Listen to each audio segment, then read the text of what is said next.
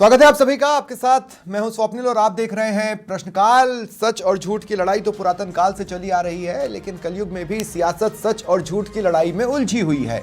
मैंने कई बार इस बात को कहा है कि हाथी के दांत वाली कहावत सियासत में आकर बदल जाती है। यहां खाने के दांत दिखाने के लिए भी इस्तेमाल होते हैं और दिखाने के दांत खाने के लिए भी इस्तेमाल किए जा सकते हैं। मल्लिकार्जुन खड़गे जब ये कहते हैं कि मोदी झूठों के सरदार हैं, तो ये सवाल उठता है कि जो राहुल गांधी अमेरिका में कह रहे हैं उसमें से सच कितना है और झूठ कितना है। साथ ही जो राहुल गांधी कह रहे हैं उस पर बीजेपी को भी बताना चाहिए कि क्या वो सच है या झूठ है। लेकिन अपना रिपोर्ट कार्ड अपने कामों के हिसाब से भी अगर बीजेपी बताए तो सच और झूठ का ये जो जंग है उसमें दूध का दूध और पानी का पानी होने में देर नहीं लगेगी। इसी कोशिश में आज चर्चा करेंगे। मेरे साथ बीजेपी प्रवक्ता चेतन राज पुरोहित जी हैं, यशवर्धन सिंह जी कांग्रेस प्रवक्ता हैं और श्याम सुंदर शर्मा जी राजनीतिक विश्लेषक हैं। आप सभी का स्वागत है समाचार प्लस पर। चेतन भाई, आपसे शुरुआत कर रहा हूं मैं। कांग्रेस तो जो कर रही है उससे जुड़े सवाल मैं कांग्रेस से लूंगा ही, लेकिन मैं आपसे भी पूछना चाहता हूं, आपकी कई बातें अगर सही नहीं हुई तो फिर आपको झूठा नहीं बोला जाएगा तो क्या बोला जाएगा? स्वप्निल जी, मैं बताना चाहता हूं, राहुल गांधी जब भी विदेश दौरे पर जाते हैं इस देश की लोकतांत्रिक संस्थाओं पे आघात करते हैं, इस देश के सामुदायिक सिस्टम के ऊपर आघात करते हैं, इस देश के सौहार्दपूर्ण जो ताना बाना बना हुआ है उस पर आघात करते हैं। चार बातें उन्होंने विदेश की धरती पर कही। नंबर 1, उन्होंने सिखों के बारे में कहा कि सिख पगड़ी नहीं पहन सकते। वो सारे जवाब मेरे को पूरा करने दीजिए। मैं आपसे कह रहा हूं कि गंगा साफ हो गई क्या? भ्रष्टाचारी जेल में है क्या? मेरे को पूरा करने दीजिए। सिखों के बारे में उन्होंने बात की और वो कांग्रेस बात करी है जिन्हें 1984 भारत की जनता सिख भाई भूले नहीं है। दूसरी बात, उन्होंने लोकतांत्रिक संस्थाओं चुनाव आयोग पे सवाल उठाए। क्या विदेश की धरती पर जाकर के भारत की लोकतांत्रिक संस्थाओं का इस तरीके से बयान करना वहां पर क्या देश की छवि धूमिल करने का जो प्रयास है? तीसरा, सबसे बड़ी बात है, कांग्रेस का आरक्षण विरोधी चेहरा उजागर हो गया उसके आज के बयान से। ये सब हमने चौथी सबसे बड़ी बात, जिस प्रकार से कांग्रेस के नेता विदेश की धरती पर जाके देश विरोधी ताकतों के साथ खड़े रहते हैं और तो और सिख फॉर जस्टिस के प्रमुख गुरवंत चेतन जी सवाल वो आज समर्थन कर रहे हैं राहुल गांधी के बयान का। चेतन जी, मैं अभी ठोस बातों पर तो जा ही नहीं रहा हूं, मैं उन बातों की बात कर रहा हूं जो कि आप बहुत आसानी से कर सकते थे। क्या गंगा साफ हो गई? नहीं। क्या भ्रष्टाचारी जेल में? आप जिनको भ्रष्टाचारी कहना है वो बाहर ही हैं, तो ये भी झूठा साबित हो गया। और अच्छे दिन का मतलब ये कब से होने लगा कि करोड़ों परिवार को मुफ्त में राशन देना पड़े? आता हूं मैं आपकी बातों पर। हाँ। सबसे पहले मैं भ्रष्टाचार की बात करता हूं। हाँ। जिस प्रकार से एक एक भ्रष्टाचार के मामले उजागर हुए, जिस प्रकार के नेता जेल गए, जिस प्रकार की कार्रवाई हुई, उन कार्रवाई कानूनी प्रक्रिया है। कानूनी प्रक्रिया का पालन करना हर सरकार का धर्म है। कानून सम्मति विधि सम्मति कार्रवाई हो रही है, लेकिन भ्रष्टाचार के विरुद्ध माननीय प्रधानमंत्री जीरो टॉलरेंस की जो नीति अपनाई है उसका भी विरोध करती है कांग्रेस पार्टी। मैं आता हूँ, मैं बता रहा हूँ ना, जो लोग जमानतों पर है, देखो न्यायिक प्रक्रिया के अंदर कोई भी हस्तक्षेप करने की सोच भी नहीं सकता। न्यायिक प्रक्रिया में जो लोग जमानत पे बाहर हैं वो अपने आप देखिए ना, दिल्ली के मुख्यमंत्री आज भी जेल के अंदर है। गंगा साफ हुई? गंगा की बात करता हूँ।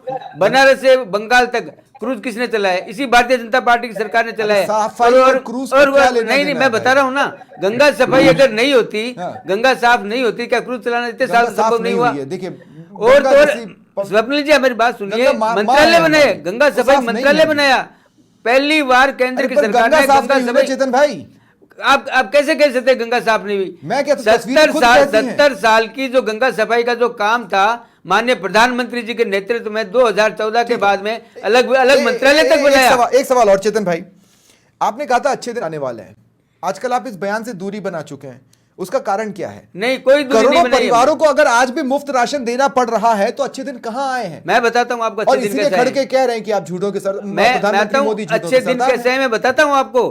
गांव के जाके उस गरीब से पूछिए जिसको आवास मिला है, गांव में जाके उस गरीब से मिलिए जिसको पानी का नल मिला है, गांव में जाके उस गरीब से पूछिए जिसको सिलेंडर कनेक्शन मिला है, गांव में जाके उस गरीब से पूछिए जिसको बिजली का कनेक्शन मिला है, गांव में जाकर उस गरीब से पूछिए। मिडिल क्लास फैमिली को क्या मिला है? मिडिल क्लास की बात कर लेते हैं, मिडिल क्लास की बात कर लेते हैं, अमीरों को तो जो मिला है वो सबको मिडिल क्लास की बात कर लेते हैं। जिस प्रकार से इनकम टैक्स में छूट दी है केंद्र की सरकार ने, 7 लाख तक टैक्स फ्री किया है, क्या ये अपने आप में बड़ा उदाहरण नहीं है प्रधानमंत्री जी की नीतियों का, माननीय वित्त मंत्री जी की नीतियों का? और जिस प्रकार से देश का कलेक्शन, टैक्स कलेक्शन में बढ़ा है, क्या देश के इंफ्रास्ट्रक्चर के लिए क्या रेवेन्यू की व्यवस्था सरकार नहीं करेगी?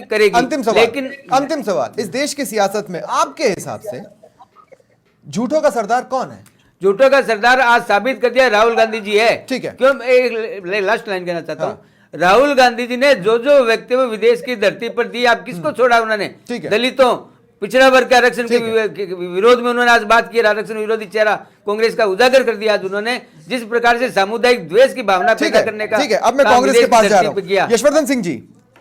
अच्छा, खास बात यह है कि खड़गे जी ने तो आज ये भी कहा कि अगर INDIA गठबंधन को 20 सीटें और आ जाती तो ये सारे जेल में होते। 20 सीटें और आ जाती तो कोई आपकी सरकार बनने वाली थी नहीं। तो ये तो हो गया खड़गे साहब का सफेद झूठ। दूसरी बात मैं ये कह रहा हूं, मैं अभी तक नहीं समझ पाया हूं कि राहुल गांधी क्या कहना चाहते थे। The fight is about whether he as a Sikh is going to be allowed to wear his turban kara in India और being able to go to gurdwara. कौन कह रहा है कि ये सब नहीं हो सकता? कौन नहीं पहन रहा है भाई? मनमोहन सिंह जी आज नहीं पहन रहे हैं क्या टर्बन? स्वप्निल जी, मुझे केवल 10 सेकंड दीजिएगा। हाँ। विदेश की धरती के बारे में। हाँ। यार पता नहीं पिछले जन्म में क्या पाप किया था, हिंदुस्तान में पैदा हुए। ये मोदी जी साउथ कोरिया में जाके कह रहे हैं पता नहीं पिछले जन्म में क्या पाप किया था। नहीं यशवर्धन भाई, नहीं यशवर्धन भाई, एक बात सुनिए। देखिए, मोदी ने सुनिए, आज के भारत को लेकर नहीं कहा था। प्रधानमंत्री मोदी ने यह बताया था कि पहले भारत ऐसा था, अब बदल चुका है। तो उन्होंने आज के भारत की बुराई नहीं की। राहुल आज के भारत की बुराई कर रहे हैं। चेतन जी शर्मिंदा थे क्या? भारत में पैदा होने पर शर्मिंदा थे क्या चेतन जी? ये सहमत है क्या मोदी जी की बात से? मैं बताता हूं आपको, ये मोदी जी इज्जत बढ़ा रहे हैं विदेश में। ठीक है, विदेश में मैं कह रहा हूं ना, 2 मिनट सुनिए, मेरी बात सुनिए यशवर्धन भाई। मैं ये कह रहा हूं कि जो प्रधानमंत्री मोदी ने कहा था वो कहा था भारत के भूतकाल को लेकर, भारत के वर्तमान की बुराई। कौन सा भूतकाल? 2014 से पहले का? हाँ, प्रधानमंत्री मोदी और क्या कह 2014 यानी मोदी के प्रधानमंत्री। भाई आप यूपीए काल के को स्वर्णिम काल गिनाते हो तो वो यूपीए को बदनाम करते हुए गिनाते हैं। लेकिन मसला यह है कि वर्तमान भारत की बुराई कौन करता है? आज कौन सा सिख डरा हुआ है भारत में? मैं तो ये पूछ रहा हूं। पूर्व भारत की बुराई कौन करता है? भारत का प्रधानमंत्री विदेश में जाकर ये कहता है कि मेरे प्रधानमंत्री बनने से पहले भारत के लोगों को शर्म आती थी भारतीय होने में, भारत में पैदा होने में शर्म आती थी। मैं उस बयान का बिल्कुल बचाव नहीं कर रहा हूं यशवर्धन सिंह जी। मैं कह रहा हूं क्या उन्होंने वर्तमान भारत की बुराई की थी? नहीं की थी। क्या जब राहुल गांधी ये कह रहे हैं कि सिख टर्बन पहनने से झिझकेंगे, कि मतलब उन्हें नहीं पता कि हमें कल को टर्बन पहनने दिया जाएगा या नहीं पहनने दिया जाएगा, हाँ। कड़ा पहनने दिया जाएगा या नहीं पहनने दिया जाएगा। आप चेतन जी से एक सवाल पूछ लीजिए कि इनकी इंटरनल बैठकों में या बाहर की बैठकों में ये हिंदू राष्ट्र का नारा लगाते हैं, जय हिंदू राष्ट्र लगाते हैं कि नहीं लगाते हैं? और ये बनाना चाहते हैं कि नहीं बनाना चाहते हिंदू राष्ट्र? तो आपसे ये किसने कहा कि हिंदू राष्ट्र का मतलब ये होगा कि उसमें सिखों के लिए जगह नहीं होगी, हिंदू राष्ट्र का मुसलमानों के लिए जगह नहीं होगी? संविधान विरोधी है।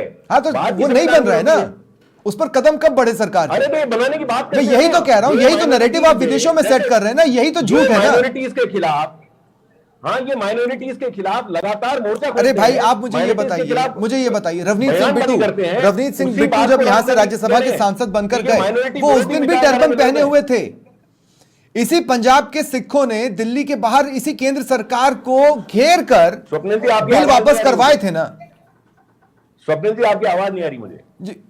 यशवर्धन जी सुन पा रहे हैं मुझे?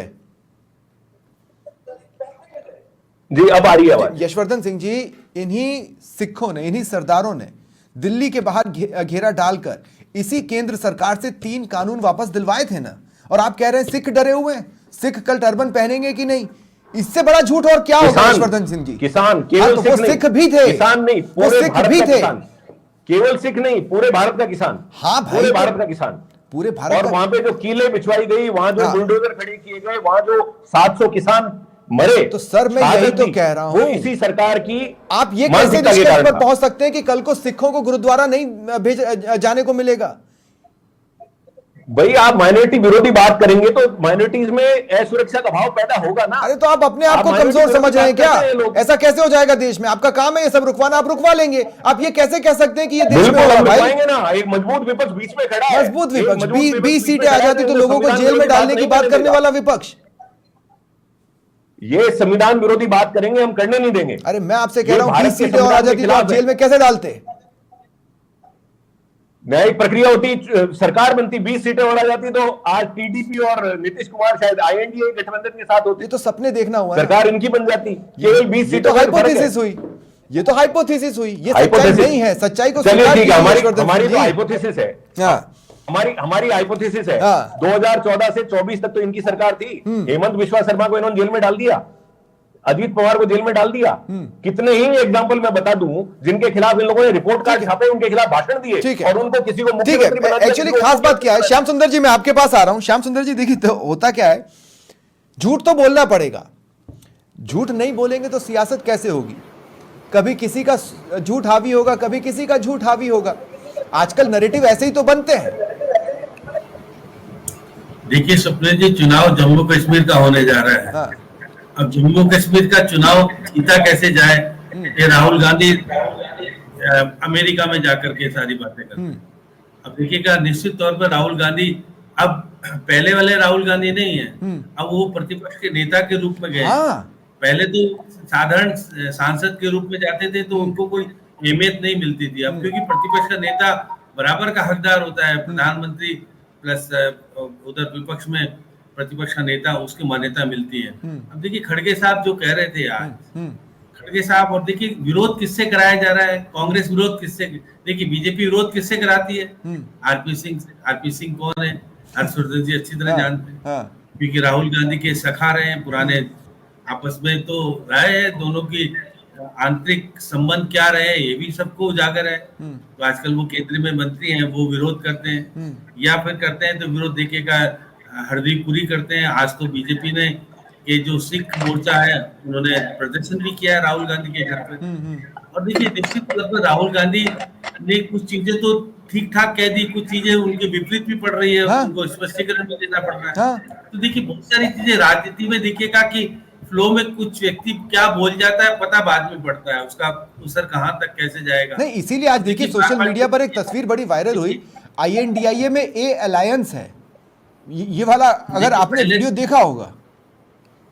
नहीं, पहले तो सैम पेत्रो जी इनका व्यवस्था करते थे अमेरिका में, अभी उसने व्यवस्था की क्योंकि वो विवादित हो गए थे, इसलिए वो सीन में नहीं आए। जब वो राहुल गांधी पहुंचे थे तो इंडिया इंडिया जिंदाबाद के नारे लग रहे थे, और वो सिख लोग ही लगा रहे थे, कुछ सिख लोग भी उनका समर्थन करके स्वागत कर रहे थे एयरपोर्ट पे, आपने देखा होगा। अब देखिए जिस प्रकार से उन्होंने जो चीज कही कि दलित के पास 100 रुपए में से 5 रुपए जाता है, तो सत्ता तो देखिएगा कांग्रेस के पास भी रही।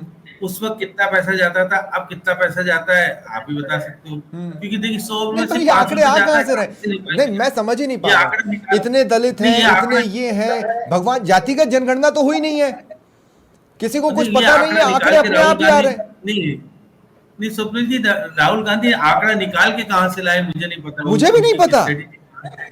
और देखिएगा पगड़ी नहीं बांध सकते, कड़ा नहीं बांध सकते, देखिए यहाँ तो सिख बांध सकता है। अब देखिए मैं तो पुराने देखिए 84 के दंगे की बात हर्षवर्धन जी को याद दिलाना चाहता हूँ। नवीन चावला का नाम आपने सुना होगा। नवीन चावला की रिपोर्ट, अभी तक शाह कमीशन की रिपोर्ट अगर खुल जाएगी तो फिर कांग्रेस की स्थितियां उजागर हो जाएगी। उनको मुख्य चुनाव आयुक्त बनाया था इंदिरा जी ने, अभी कह रहे हैं ना इंदिरा जी से सबक लेना चाहिए। इंदिरा जी ने मुख्य चुनाव आयुक्त बनाया था तो उसका असर क्या हुआ था ये भी बताया आपको। तो इसलिए बहुत सारी चीजें जो पर्दे के पीछे छिपी हुई बातें अगर उजागर होगी तो बहुत सारी चीजें सामने आ जाएंगी। यशवर्धन सिंह जी देखिए, मैं एक बात बताऊं, यशवर्धन सिंह जी मेरी बात को समझने की कोशिश कीजिएगा। मैं कह रहा हूं, आप एक तो ये आंकड़े राहुल गांधी ला कहां से रहे किसी को नहीं पता। बेरोजगारी बोलते हैं, चीन में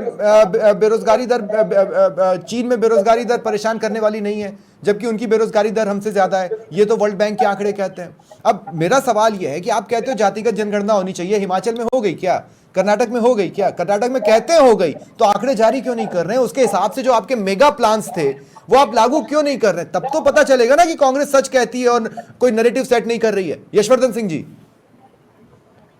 स्वप्निल जी, आपने खूब भारत घूमा होगा पूरा, आपने कितने हरिजन भोजनालय देखे हैं जिन पे प्राउड से लिखा हो हरिजन भोजनालय? आप बताइए मुझे। ये किस तरह का सवाल हुआ? नहीं देखे ना? नहीं, मैं बता रहा हूं आपको, प्राइवेट सेक्टर में जो भागीदारी है उसका एक बड़ा तबका ये है कि प्राइवेट सेक्टर में बहुत कम भागीदारी है नीची जातियों की, ओबीसीज की। किसने तो इसीलिए वो कह रहे हैं कि जातिगत जनगणना हो। नहीं, किसने तो कहा आपसे? सामने आए, जैसे हाई कोर्ट्स में। अरे भाई, आप बिना रिसर्च के कैसे कह सकते हैं? IITs में, आपके पास आंकड़े हैं? वहां का तो आपके पास आंकड़े हैं? आंकड़े हैं ना। कहां से आए वो आंकड़े भाई? IIT, IIMs में तो हैं आंकड़े। कहां से आए हैं वो आंकड़े, आप बताइए ना। अरे 1% से भी नहीं है, भागीदारी नहीं है ना वहाँ अरे पे। तो बताइए ना, आखिर ऑफिशियल वो तो डेटा पब्लिक कहां पर डोमेन है, ऑफिशियल आंकड़े कहां पर है? राहुल वो गांधी सुप्रीम- कहां से आंकड़े ला रहे हैं भाई? अरे भाई सुप्रीम कोर्ट, हाई कोर्ट के जजेस के आंकड़े तो है ही ना, कौन कौन किस वर्ग से आता है। IIT IIM के जो प्रोफेसर हैं उनके आंकड़े हैं। अरे एक बात बताइए यशवर्धन सिंह जी, यही कांग्रेस बताइए अगर कि सब आंकड़े जानती बाहर है, आएंगे। यशवर्धन सिंह जी मुझे एक बात बताइए, अगर कांग्रेस सब जानती है, हमारे समाचार प्लस में कितने ब्राह्मण हैं, कितने SC हैं, कितने ST हैं, इसका आंकड़ा आप बता दीजिए, मैं चेक करवा के आपको कल बता दूंगा कि इतने हैं कि नहीं है।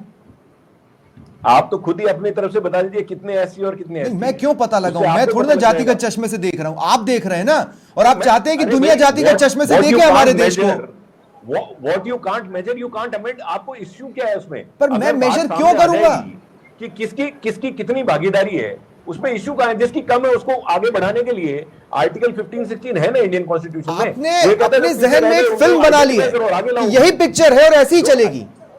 ऐसा नहीं होता ना यशवर्धन सिंह नहीं, जी। आप चाहते हो कि हम लोग उस नजर से देखें, आप चाहते हो हम अभी भी अपने ऑफिस में बैठ के लोगों को ये देखें कि तुम SC हो या नहीं, तुम ब्राह्मण हो क्या, मैंने तुम हरिजन क्षत्रिय हो भोजनालय क्या? का एग्जांपल क्यों दिया? अरे मैंने भाई यार, हरिजन भोजनालय का हरिजन एग्जांपल भोजनालय क्यों दिया? क्योंकि माइंडसेट जो है वो जब तक चेंज नहीं होगा तब तक हम इनको आगे नहीं आने देंगे। क्या क्या तो हमें आइडेंटिफाई तो करना पड़ेगा ना इशू क्या है, और उसके लिए अगर जनगणना होती है कौन पीछे है, कितने पीछे है, उनके लिए क्या कर सकते हैं। तो क्या उसका यशवर्धन जी इस लिहाज से मैं आपसे पूछना जी। चाहता हूं, आपने बाबेदा ढाबा तो बहुत देखा होगा पूरे भारत में, है ना? आपने जॉर्ज भोजनालय देखा है क्या? और अगर नहीं देखा है तो क्या भारत में मैंने क्रिश्चियन नहीं है? केरल में देखे, मैंने जॉर्ज भोजनालय, केरल में देखे हैं मैंने। भोजनालय नहीं लिखा हाँ रहता। बिल्कुल भोजनालय नहीं, नहीं, अन्नम लिखा जॉर्ज रहता है। रेस्टोरेंट, जॉर्ज रेस्टोरेंट होगा ना। अन्नम लिखा रहता है। आप समझ रहे हैं मेरी बात? मैं यही, आप उसमें अरे आप सिर्फ ये देखिए ना कि वो खाने की जगह है, आप ये क्यों देख रहे हैं कि उसके आगे जॉर्ज लगा है या मेघवाल लगा है या बैरागी लगा है या मैं सिंह वही लगा कह है? रहा हूं कि आप उस भोजनालय में कितने लोग घुसने के लिए तैयार हो जाएंगे, वो मानसिकता अरे की भाई बात किसने कर रहा कहा नहीं हूं। और घुसेंगे? इसी मानसिकता के कारण बहुत बड़ा वर्ग बहुत सारे चीजों में पेरिफेरी पे है। हम गजब उनको का आने तर्क नहीं दे देते। रहे हैं आप यशवंत जी, भाई, बिल्कुल। गजब का तर्क दे रहे हैं आप। आपने जीवन में क्या मैंने मीणाओं के एक भी भोजनालय में हरिजन खाना नहीं भोजनालय खाया देखा होगा? है, मैं दावे से कह सकता हूं। नहीं, मैं आपसे मैं कह सकता हूं दावे से। अरे मैं एक जी। बात कह रहा हूँ, ठीक है, ये सवाल मैं श्याम जी से जी। लूंगा, लेकिन उससे पहले मैं चेतन भाई एक बार फिर आपके पास आ रहा हूँ। चेतन भाई देखिए, दिक्कत कहां पर है? राहुल गांधी आंकड़े कुछ भी दे रहे हो और चाहे किसी भी चीज के आसपास बोल रहे हो, लेकिन वो उन इश्यूज को बोल रहे हैं जो कि आपकी कमजोर रग है।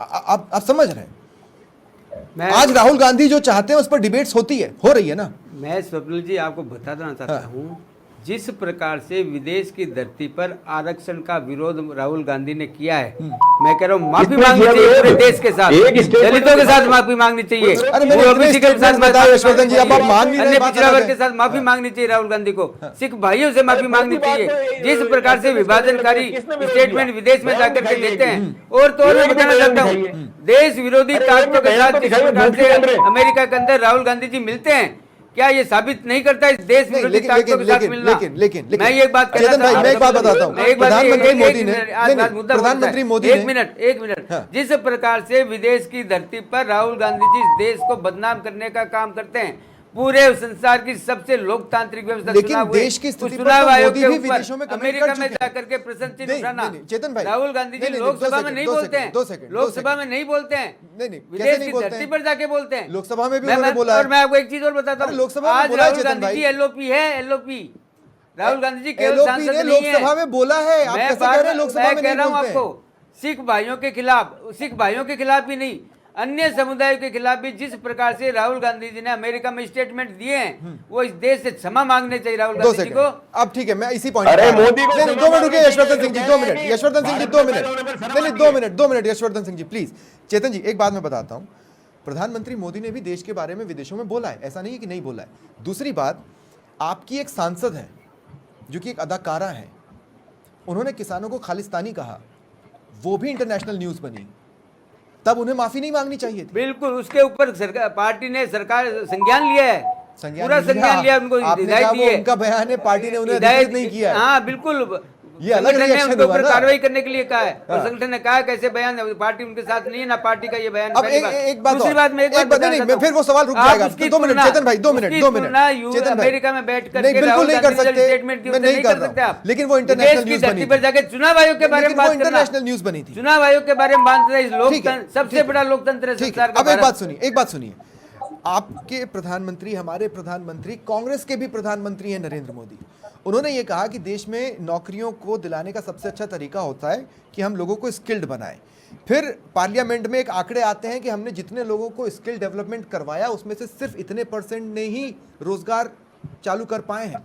आप जानते हैं रोजगार की डेफिनेशन जो हमारे यहाँ दी हुई है वो तो है भी ऐसी कि उसको रोजगार माने या न माने, ये एक बड़ा सवाल आ जाता है। अब इसके बेसिस पे हम अच्छे दिन कैसे कह सकते हैं? मैं बताता हूँ अच्छे और दिन कैसे दूसरा, आए। चाइना से हम सिर्फ 0.5 ही पीछे हैं बेरोजगारी दर में, और वो भी कोई अच्छा आंकड़ा नहीं है। आप स्वप्निल जी देखिए, मुद्रा योजना क्या थी? मुद्रा योजना ये थी इस देश का युवा जो स्किल्ड है उसको रोजगार मिले। विश्वकर्मा योजना क्या थी? विश्वकर्मा योजना क्या है?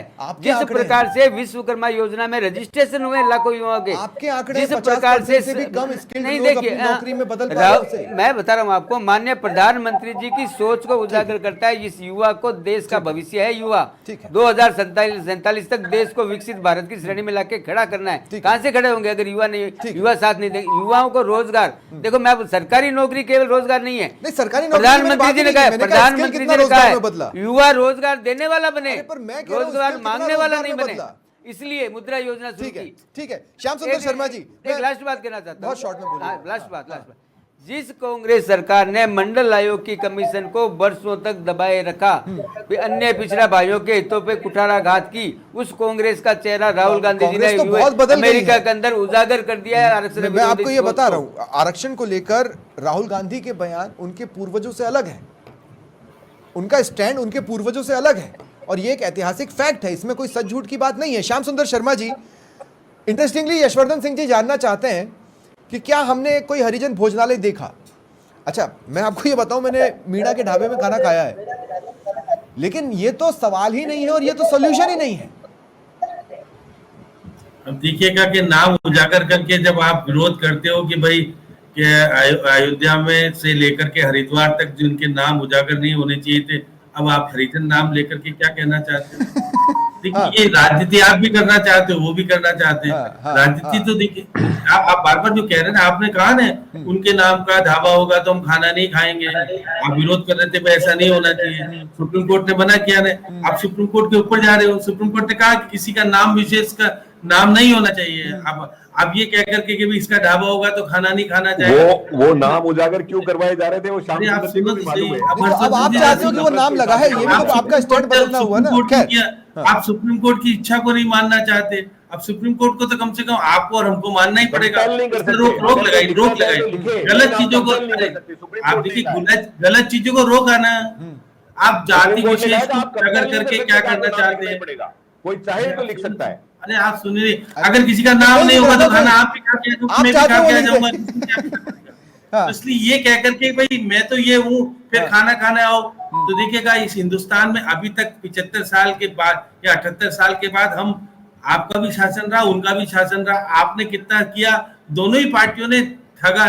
देखिए, लोगों को जो देना चाहिए था नहीं दे पाए। अब चेतन जी बार बार कह रहे हैं, देखिए बहुत सारी चीजें सामने है। 400 पार की बात नहीं आई उजागर, जब भी तो आज राहुल गांधी बोलने की स्थिति में आया, ये तो पहले नहीं बोल पाते थे राहुल गांधी। तो ये स्थिति, और 85 करोड़ लोगों को आप आज भी निःशुल्क दे रहे हो ना अनाज, क्यों दे रहे हो? अगर अच्छी स्थिति तो नहीं देना चाहिए। यहाँ पे देखिएगा फिर वही वाली बात आ रही है, कांग्रेस के इतने सारे लोगों को आपने शामिल कर लिया। अगर आपकी स्थिति मजबूत होती थी, कांग्रेस के लोगों को लाने की जरूरत क्यों पड़ रही? चुनाव लड़ाया क्यों जा रहा है? तो देखिए, जम्मू कश्मीर का चुनाव है, अब जम्मू कश्मीर का चुनाव में कौन जीतेगा नहीं हारेगा अलग बात है। राजनीति करने के लिए राहुल गांधी चले गए अभी। लेकिन श्याम जी, एक छोटी सी बात और है, आपको याद होगा एक वक्त मूर्खों का सरदार बयान आया, एक वक्त झूठों का सरदार बयान आया, उसमें से झूठों का सरदार फिर से रिपीट हो रहा है। लेकिन क्या सच में झूठों के सरदार का जवाब सियासत खोजना चाहती है, या हम किसी को झूठों का सरदार ठहरा भी सकते हैं? अब हर्षवर्धन जी से कीजिएगा कि खाना खाना खड़गे साहब के घर पे जाना चाहोगे ना, आप मना करोगे क्या? आप तो शौक से कहोगे देखिए हमारा शांत, देखिए ये चीजें हैं। अरे मैं बता रहा हूँ, सुन लीजिए आप मेरी बात की तो सुन लीजिए। अब खड़गे साहब को आपने राष्ट्रीय अध्यक्ष बनाया है ना, इन्होंने भी एक बार राष्ट्रीय अध्यक्ष बना दिया था, बोले गड़बड़ हो गई उनके साथ, वो रिश्वत पे पकड़े गए थे बीजेपी वाले। इसलिए देखिए कौन क्या कैसे बने राजनीतिक। नहीं, दूसरा श्याम जी, मैं एक बात बोलूं, ये जैसे खड़गे साहब जो हैं वो आज राष्ट्रीय अध्यक्ष हैं। जब राष्ट्रीय अध्यक्ष नहीं थे और राजस्थान आए थे और उन्हें बेइज्जत किया गया था, तो हम ये कहें क्या कि कांग्रेस ने एक दलित को बेइज्जत किया? हम उस चश्मे से देखें क्या? अगर मुझे मेरे ऑफिस में झांक कर देखना चाहिए तो कांग्रेस को भी देखना चाहिए कि एक दलित को इस तरह से बेइज्जत किया। लेकिन उस दलित कह के गया था कि देखिए अशोक जी आपने ठीक नहीं किया, मैं ठीक करूंगा आपको, ये कह के जाने की हिम्मत है तो उसमें भी थी। देखिए वो देखिए दलित नहीं है, वो देखिएगा वो राज्यसभा में प्रतिपक्ष के नेता के रूप में बोले जाते हैं। और राहुल गांधी आजकल लोकसभा के प्रतिपक्ष के नेता हैं, तो उनकी अहमियत तो देखिएगा राष्ट्रीय अध्यक्ष नहीं थे तो भी थी, इस देश में पहचाने जाते थे। और देखिए एक बार नहीं जीत के आए, लगातार जीत के आए। देखिए ये सारे राजनीतिक परिप्रेक्ष्य में देखिए नेता अपनी जगह होता है और राजनीति अपनी जगह होती है। अपनी पार्टी को आगे बढ़ाने के लिए कोई भी बयान देता है, सवाल वो सब चलता है। यशवर्धन भाई देखिए, हम थोड़ा सा एक्सटेंड डिबेट, थोड़ा सा नहीं काफी डिबेट एक्सटेंड कर चुके हैं। अच्छा चलिए, बहुत शॉर्ट में बोल दीजिए, मैं खत्म कर रहा हूँ। हम चार लोग डिबेट में जुड़े हुए हैं। हम चारों अपनी अपनी स्मार्ट सिटी का नाम बता दें बस, कि हम कौन सी स्मार्ट सिटी में रहते हैं, तो पता लग जाएगा झूठ कौन बोल रहा है। ठीक है चेतन जी, ये बात तो सच है। स्मार्ट सिटी और जिनको बनाना है उनके तो नाम ऐड हो गए, लेकिन स्मार्ट सिटी अभी तक एक भी नहीं बन पाई है। जिस प्रकार से 2014 के लेकिन बाद हम तीन तो लोग स्मार्ट एक सिटी जगह का रहते हैं। काम शुरू हुआ है। आप देखिए सुप्रीत जी, मैं बीकानेर की बनेगी बात कब? करूंगा। जिस प्रकार से काम शुरू हुआ है, काम चल रहा है, बनी स्मार्ट खाली सिटी एक भी नहीं है। है। हम अमृत स्टेशन भी बना रहे हैं, देश के अंदर 500 अमृत स्टेशन बनाने का काम भी चालू है। 2022 में किसानों की आय देखिए चेतन भाई, आज जिंदगी का कोई भरोसा नहीं है। मुझे भी कोई भरोसा नहीं कि मैं कल हूं, परसों हूं कि नहीं हूं। मैं मरने से पहले एक स्मार्ट सिटी तो देखना चाहूंगा ना। बिल्कुल, आप बिल्कुल देखो, इंफ्रास्ट्रक्चर डेवलपमेंट के जब प्रोजेक्ट बनते हैं किसी भी शहर का, प्रोजेक्ट का काम जब शुरू हो जाता है, काम चलने लगता है, जनता को दिखने लगता है, जनता समर्थन करती है। मेरे को एक बात याद आती है, राहुल खड़गे साहब कह रहे हैं 20 सीटें, 99 सीटें लाने वाला कल्पना कर रहा है कि मैं सरकार बना लेता। ठीक है, चलिए मैं समय एक्सटेंड कर चुका हूँ। बहुत बहुत शुक्रिया आप सभी का मेरे साथ जुड़ने के लिए और चर्चा में शामिल होने के लिए। फिलहाल इतना ही, नमस्कार।